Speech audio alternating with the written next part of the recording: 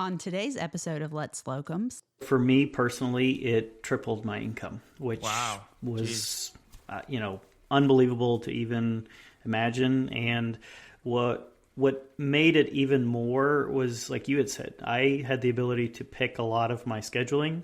I was able to pick my day off. It was a 4-day locums, which was great. And on the 5th day, I actually was working a part-time half day at my old ENT clinic. So I actually got the best of both worlds. I did a little bit of ENT, and then I went into and did 4 days of the head and neck oncology.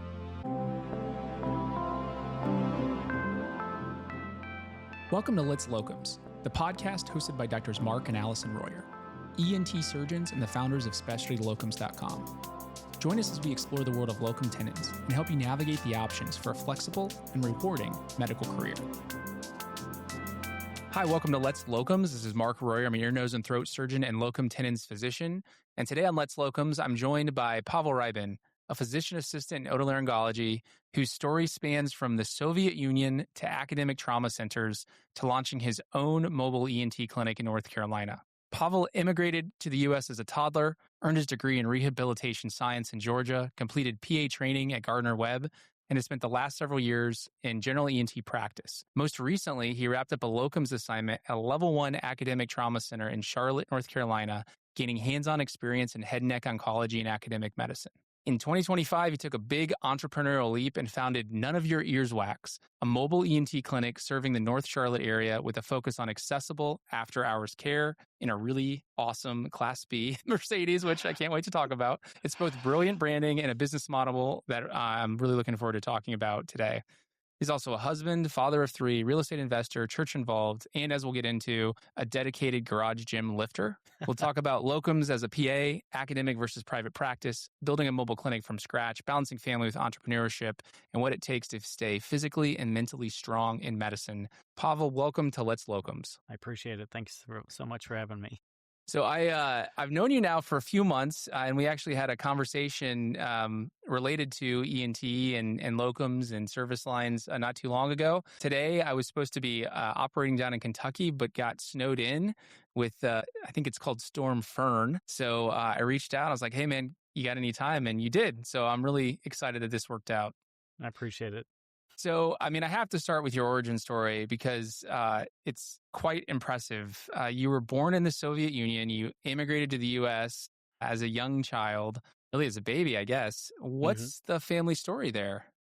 So my parents were religious in Russia. Unfortunately, in that time period, religion was very regulated by the government. And as we progressed more into our belief and our religion, my parents all decided that the time to leave was more important than staying. And so my father, he was one of 13, and the majority of his brothers and sisters decided that it was time to escape communism, come to a country where freedom of religion, freedom of beliefs was possible. And so instead of leaving voluntarily, like I said, they left to the point where it was almost escaping, and they had a lot of help, which was amazing. There were programs, there were people that were willing to put their lives on the line so that people could escape, and we eventually made our way to America. So you were growing up in the U.S., eventually settled in North Carolina. What drew you towards medicine and specifically ENT? So I've always been into medicine. I'm one of 8 children. Nobody in my extended family is in medicine. We do have a few that are now, but I've always had the fascination with the human body. I've always been interested in knowing and understanding it. So I started early on. I got a job as a physical therapy technician. I made my way into orthopedics, was in there for about 8 years, got a job as a medical assistant, and I helped build an orthopedic practice for one of the surgeons. And I never really understood what a physician assistant was until a physical therapist actually turned me onto it and said if he could go back and choose a different career, he would be a physician assistant. So it changed my career path from physical therapy to now physician assistant. Oh, incredible. So what attracted you to otolaryngology? It's so funny because I had no interest in anything else besides going into orthopedics. I thought it was going to be an ortho bro. I thought I was going to fix bones and be in the operating room. And we had an ENT physician come and teach our ENT class during PA school. And I enjoyed it so much. I did very well on the exam. And when the time came for clinicals, I got paired up with them in an underserved rotation. And I, again, never thought I would be so into ENT and otolaryngology, but I'm so obsessed with it now that I don't see myself in any other profession than doing this, which I love every single day. I thought you were going to say that you just really love our headlights, because our headlights are pretty awesome. I do. I have a collection, unfortunately. I saw that you share my obsession with headlights. Your favorite is also my favorite. It's that Stores that's portable, super light, and amazingly bright. Yeah, I was gifted one on my last couple of days at my Locum's oncology, and it is a dinosaur that when you click, it actually screams. So that's pretty great. It's my absolute favorite one. So what does general ENT look like day to day? I always say general ENT, but you were really, the assignment you just finished up, I know, is really intense, kind of head and neck, level 1 trauma. So that's probably different. I mean, let's talk these days. What does general ENT look like for you? I'd say a typical day would include a lot of post-ops, depending on kind of the day. We had certain days where you could tell that the week prior it was tube tonsil adenoid day, where that next week you're seeing 8 to 10 follow-ups just for checkups. We also had a lot of patients coming in for the typical ear pain, just to diagnose that, whether it was a ear bleed or TMJ-associated ear pain. The majority of my general ENT was just managing the simple earwax, nosebleeds, tube checks, post-op visits, things like that. And then I'd say the most interesting portion of what I did was we had created what's called a walk-in ENT urgent care, which allowed us the ability to have patients coming in for anywhere between, we diagnosed cancers to foreign bodies. I had a patient come in. She went to a classic barbecue, ate a burger, said something was stuck in her throat. We scoped her, and sure enough, there was a grow brush. Man. Yep. Yeah, those are the worst. What skills do you think are critical for PAs to thrive in? So for me, my absolute favorite is microscopy and ear suction. Your eye-hand coordination with microscope was so interesting that you're magnifying it 20, 30, 100 times looking into somebody's ear, but you're also sticking sharp instruments into somebody's ear, either pulling out a foreign body, plenty of bugs that we had taken out, or, again, very complex earwax. The other skills, obviously, scoping. It's a very, very, I'd say, in demand when it comes to ENT because there are patients that are very difficult to scope. I would say a few times I had to pull in an attending because I tried every trick in the book, couldn't get through their deviated septum, or I couldn't get through the patient being uncomfortable. And you have an ENT with 20 to 30 years experience just slipping at a scope, and you're just like, how do you do that? It's fantastic. I know. Yeah, expectations are really important, kind of telling them what to expect. And did you ever get scoped yourself? I did. We had plenty of PA students that would come along, and I would always tell them, I said, let me be your patient. It's and brave, it's good man. to feel what a parent, what a patient's actually feling. Totally. It certainly gives you a lot of empathy towards it. And then you can explain it too, what to expect. Yep. And, the microscope skills are one of those things that you can certainly learn it and get better at it. But I think you don't really know until you have that experience whether or not it's something that you're particularly gifted at. And it sounds like you were and liked it. So that's great. So this is the Let's Locums podcast. So let's talk about your locums experience. What made you decide to take a locums assignment? I was very interested in expanding my ENT skills, something outside of what I'd been naturally doing. I was very comfortable scoping. I was very comfortable doing microscopy, peritonsillar abscesses, small things, skill-wise, where it was just repetitive and you got really good at it. We didn't often see a lot of head and neck cases. We would diagnose the cancers, but then we would push them out to the head and neck oncology team. And after that point, I never really saw what happened after that.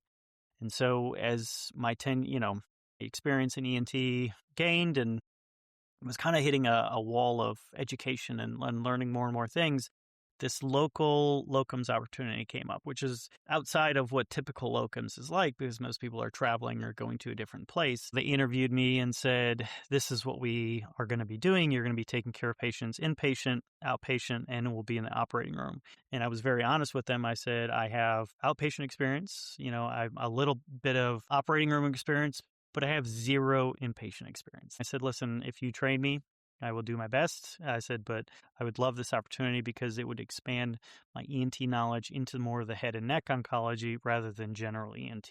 And so I made the jump. And so going from private practice to locums, that is a big jump. It sounds like you got to stay local, which is great. What was the pay like from as far as like a multiplier of what you were making in a private practice job doing locums as a PA? So for me personally, it tripled my income, which wow, was unbelievable to even imagine. And what made it even more was, like you had said, I had the ability to pick a lot of my scheduling. I was able to pick my day off. It was a 4-day locums, which was great. Is that differential of 3 times what you make in a normal employee job? Do you know, is that across the board with PA locums, or was that more in your unique situation? I did do a lot of just research into what other locums opportunities are paying. Now, this one was a little bit different because at first they said, here is your job qualifications, here's what you're going to be doing. And sure enough, that completely changed. And I went to them and I said, listen, you can't just all of a sudden tell me that I'm going to go from this to this. I said, there has to be this increase in pay, because if you're telling me I'm going to be an outpatient ENT, head and neck, oncology, physician assistant, and then switch me to full-time inpatient, which we know in different scenarios, they pay a little bit more or they pay a little bit less. Well, I was doing all three. And so I told them, I said, I'm doing way more than what you're asking of me. And so I was able to actually negotiate about 6 months in for a little bit extra, which increasingly helped. And then the other locums that had come in, I was very upfront and honest with how much I was making, and, they were as well. So it was interesting to hear how much more I was making comparative to them, but I also wasn't getting paid mileage. I was not getting paid for my lodging. I was not getting paid for food. And so a lot of that had to translate into, that had to make sense for me. You make a really good point with negotiating. Your roles had changed, that had shifted. It's completely reasonable to express that to whoever you're working with, whether you're direct contracting or working through an agency, to expect a compensation commensurate with that, with those changing roles, for sure. So would you recommend locums to other PAs? So that's kind of like my big thing now is I only recommend locums. Now, to a lot of PAs that I worked with on a daily basis, I was very upfront and honest with how much I was making, because I wanted them to know that there are these opportunities out there. And to hear what some of these other APPs were making was astonishing to me. It's crazy to even think about it. And I told them, I said, listen, I'm a father of 3. And I said, I'm doing this. There's opportunities for people that are single or just have a spouse. I said, you can work 6 months out of the year, make double what your salary is, and have 6 months off to do whatever you want to. And it sounds insane and crazy, but that's what a lot of people are doing. The more I leaned into it, the more I talked to a lot of people. I was on Reddit. I was on all these forums, and I was listening to these other local people or even these locums talking about their opportunities and what they do. And then it gives them the opportunity to do things on the side. That to me was the experience and the lifestyle that I wanted to have myself. And sure enough, I made the jump. It is a risk. And a lot of people say that. They're like, well, there's no guarantee. And I said, well, there isn't. But unfortunately, if it pays off, it's significantly better than what you're doing now. Yeah. And, you're getting a lot more cash up front. And I think the time value of money is always important there. People, I think, have a false comparison where they feel like they're comparing higher pay to long-term stability. It's true to a certain degree, but even employed jobs really don't necessarily have the stability that we might think that is there. So I think it's always good to negotiate for your highest rate that you think is fair. And I love your transparency with sharing that with other providers, because that's really important as well, to be able to help those around you and making sure that you're all being compensated appropriately and fairly. And you mentioned you're on Reddit a bit, so you're a moderator I on am. the subreddit. So how does that work? Are you a moderator if it's a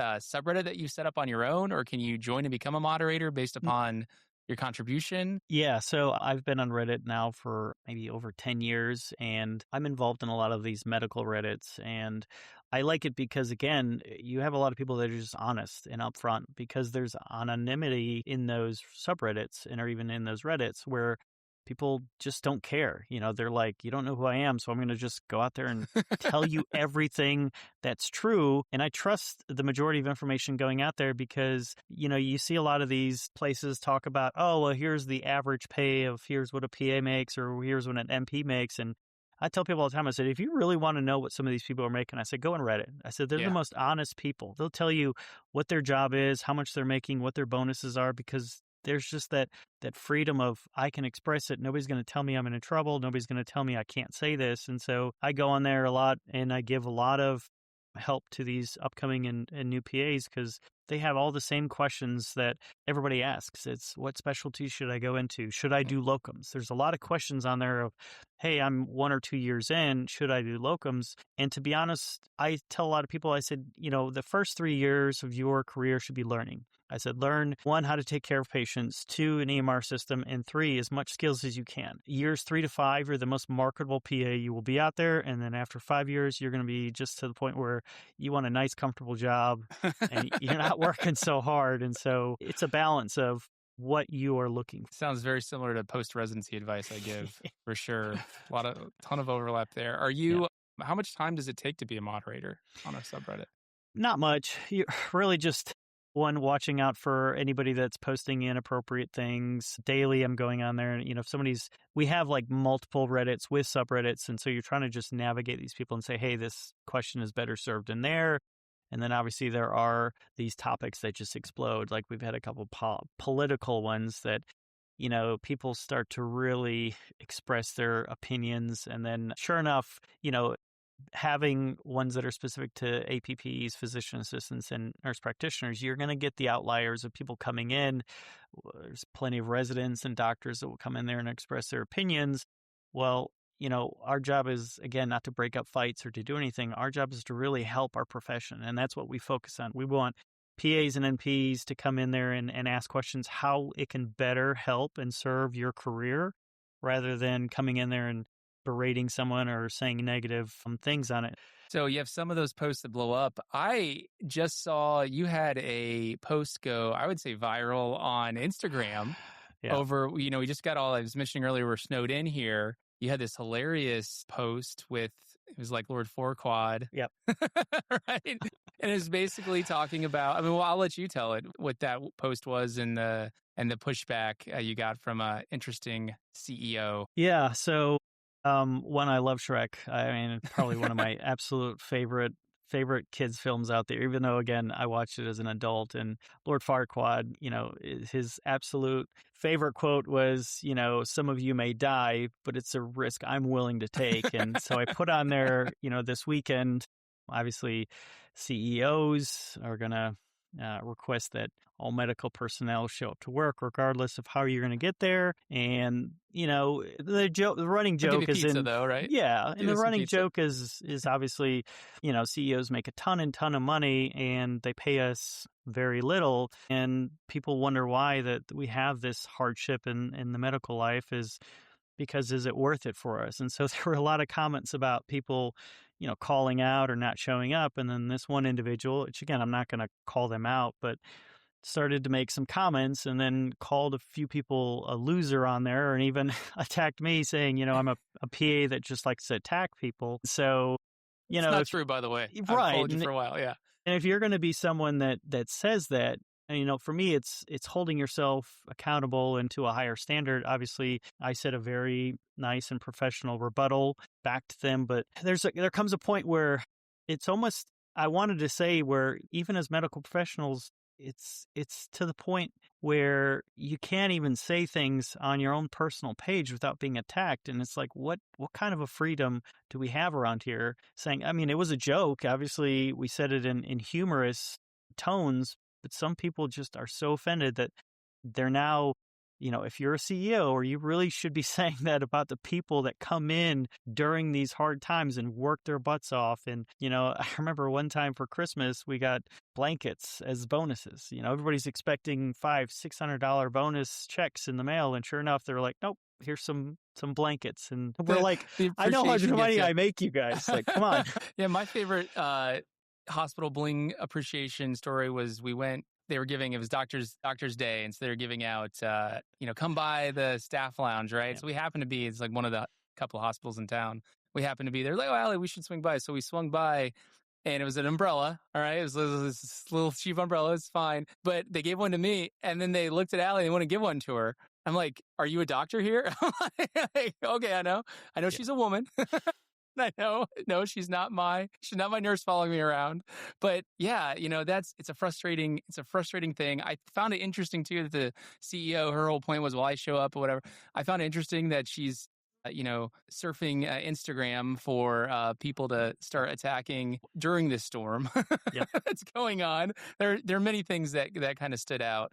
Oftentimes, we as healthcare professionals put ourselves through situations where we're putting our health and our safety at risk. I mean, not only from violence in the workplace and directed at healthcare professionals, but just, there's a lot of talk now about ergonomics and surgery. And I know so many attendings who were my age and already having cervical disc issues and having surgery. What do you think would be a better approach to it?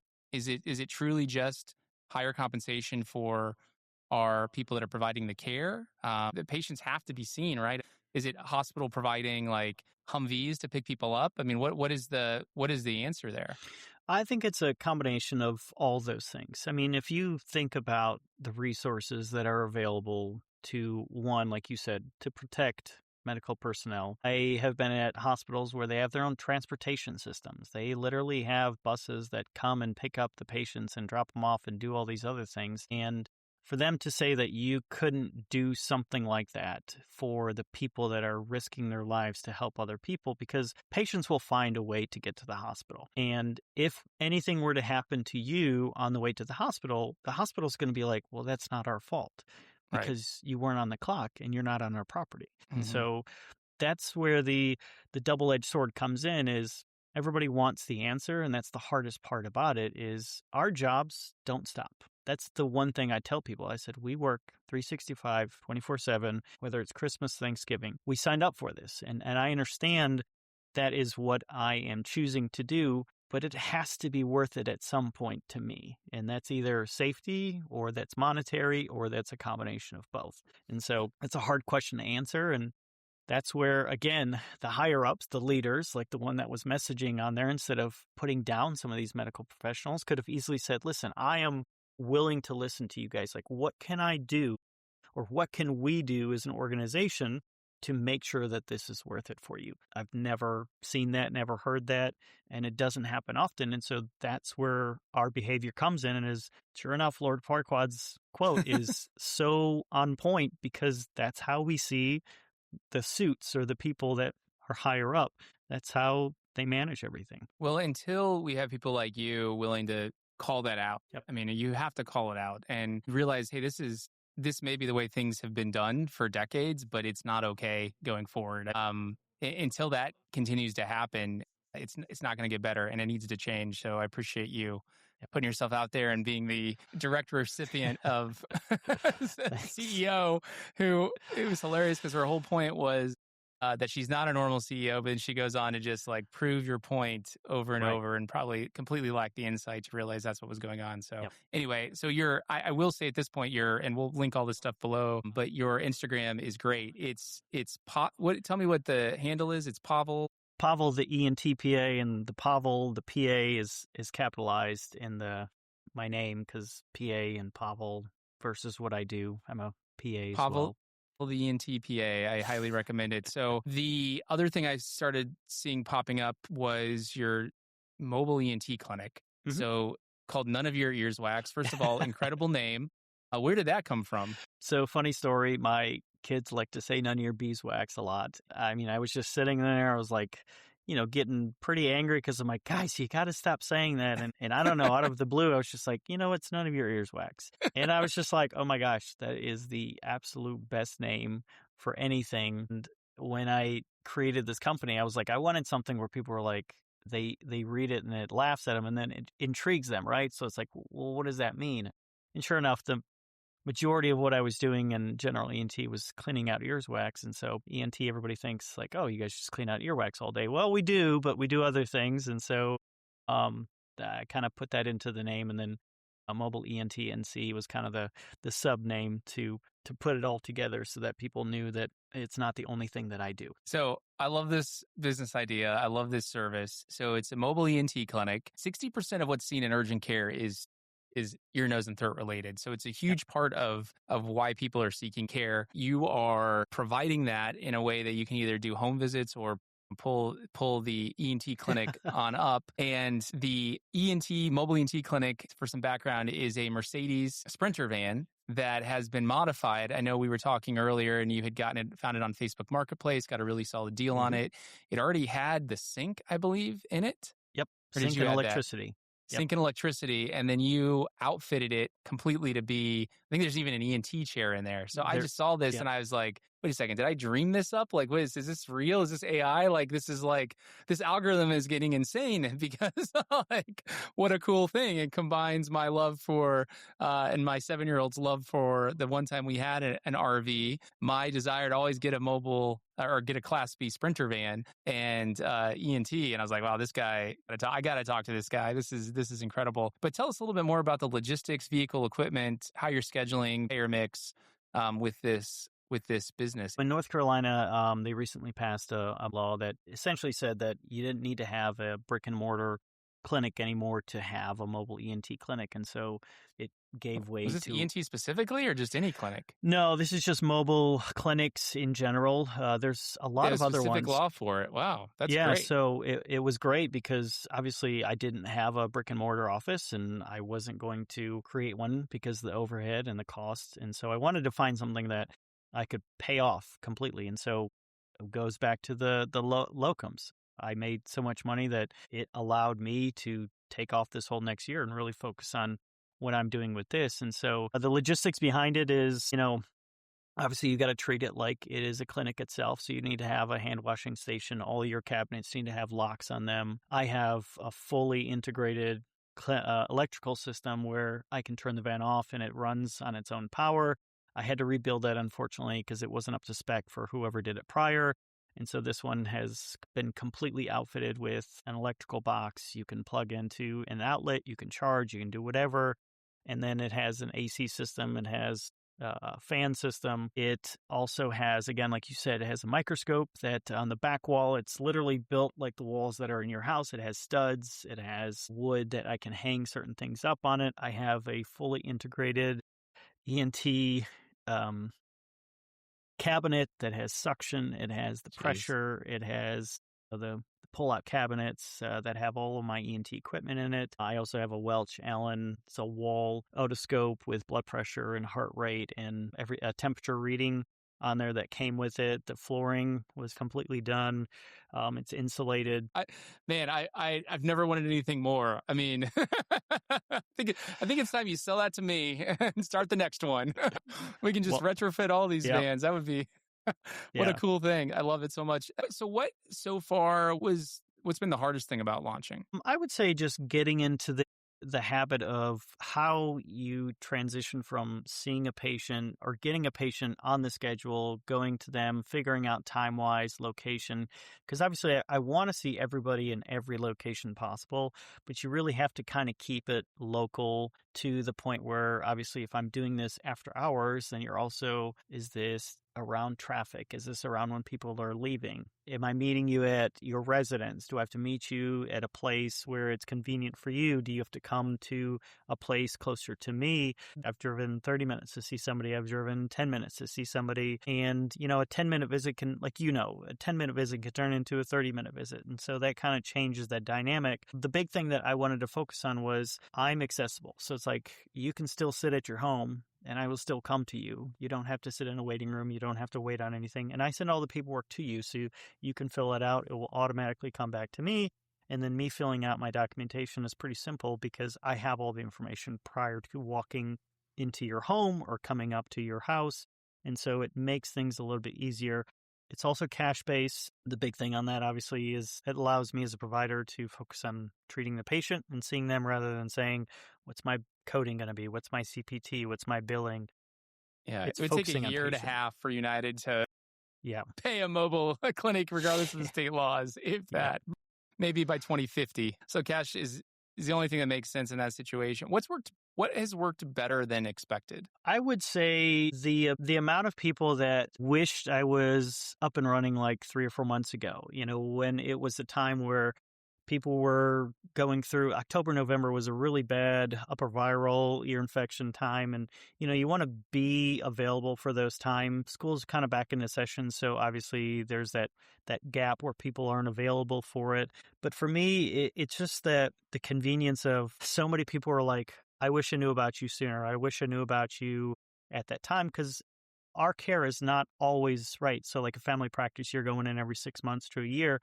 I want to be, it's like when you need that, all you got to do is call me and then I'm available. You don't have to wait for an appointment. That appointment can be done on your time, and you can schedule it again after hours, after 5 o'clock. I'm seeing patients up until 8 o'clock at night, and I'm comfortable doing that because it allows me to give access to care to patients that are just like, I can't make it to the clinic and sit for 3 to 4 hours and be seen by a provider for 5 minutes. I love it. Well, good luck to you, man. That's great. I And appreciate it.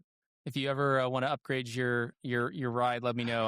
I'll be your first buyer for Awesome. that mobile ENT clinic. All right, great. Well, thanks so much for chatting with us, Pavel. Really enjoyed it. I've loved hearing about your journey as a PA, your time, interest, and passion, I would say, for ENT, your time at doing locums, and then now your awesome None of Your Ears Wax ENT clinic. I have something called a Fast Five that I do with my guests. That are kind of 5 quick questions about something I found that's pretty interesting and I want to know a little bit more about. Before I do that, can you let our listeners know how they can reach out to you, how they can find you, where you're at online besides Reddit as moderator? Yeah. So I am on TikTok. I'm on Instagram. A lot of my names are either my company name, None of Your Ears Wax, or Pavel, the ENT PA. I do have a couple handle names that are Mobile ENT NC, just to kind of get people more into the tune of what it is I actually do rather than None of Your Ears Wax. I'm on YouTube as well. I'm on a lot of just like social media platforms where I post the majority of things over and over again. I also have a website. It's called www.mobileentnc.com. There's the ability to reach out to me via email, text, any way, shape, or form if you want to contact me. Like I said, you're getting me directly. It's not like you're getting a front desk or anybody else. You're going to talk to me, and I can help in any way possible, whether it's, again, coming to your house or just talking over the phone. It's something I'm passionate about doing for patients. It's outstanding. I love it so much. It's the first time I've seen this model deployed in our specialty, and I love it. I'm totally going to be following along and know you're going to be very successful with it. So, and we'll have all those links in our show notes. All right, Fast Five. This is going to be the Garage Gym Workout Edition. I'm not completely tracking how long you've been working out and getting buff, but it does look like you started certainly posting frequently about it in 2026. Is this something that's been of interest to yours for a while, or is it something that you just started? I wanted to also create a little, almost like a follow along, 2026. So during my local locums opportunity, I put in so much time and effort into that job. I mean, I was staying past 6 o'clock. I was getting up at 3 o'clock in the morning, and I just was not eating healthy. I was not taking care of my body. And I wanted this to be an opportunity to say, I need to step back and I need to focus on me. Getting 4 to 5 hours of sleep at night, getting up in the morning, just being tired all the time and running on caffeine, rather than saying, listen, my health is important. At some point, it was going to burn me out so bad. And I'm glad it ended up finishing, because now I'm not in a rush to do an exercise and to get into my car and to go to the clinic and see patients. I get to spend time in there, and if I need to correct something or if I need to eat a little bit healthier, I have that focus entirely. And so I just wanted to create this wellness journey in 2026 where it keeps me in line to know that I have to post every single day, because that means I'm doing the exercise. I love it. It's motivational for me for sure. Yeah. All right, here are my Fast Five. First one, barbell or dumbbells? Dumbbells. Squats or deadlifts? Squats. Early morning lift or late night garage session? Early morning, 3 o'clock. 3 a.m. Yes. Holy cow. Got to get up before those kids, huh? You have There's to, 3 of them, yes. geez. Music while lifting or silence? Music. I used to do headphones, but now I do kind of just ambient sound, and I actually listen to gospel, or I will do EDM. So it's like a complete different. One exercise every clinician should do to survive long clinic days. I would say 100 bodyweight squats every single day, or 100 push-ups. 100 push-ups. Huh? Throughout the Anything day. easier than that? Throughout the day. You don't have to do it right at the same time. How about for the mortals among us, Pavel? You could do knee push-ups, I Push-ups and guess. squats. Push-ups and squats. Okay. Yep. Okay. All right. Sounds great. Hey, Pavel, thank you so much for your time and chatting with us today about your experience in ENT, being a PA, working locums, and your entrepreneurial endeavors. It was a great pleasure chatting with you. Thanks so much for having me.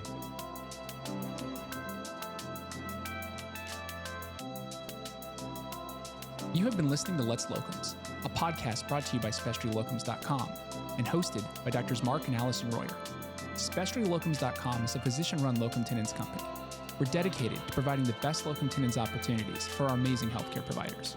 Join us every week as we dive deep into the world of locum tenens. Time stays still.